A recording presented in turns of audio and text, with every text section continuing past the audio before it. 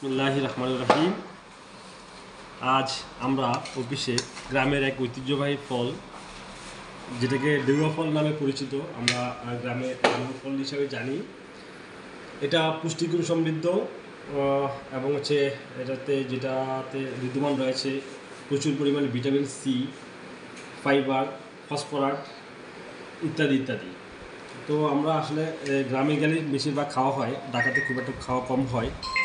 But আমরা চিন্তা করলাম যে শুধু গ্রামেই কেন খাবো, শহরেই খাবো এখন থেকে। তো আজকে আমাদের এই মতলবের ঐতিহ্য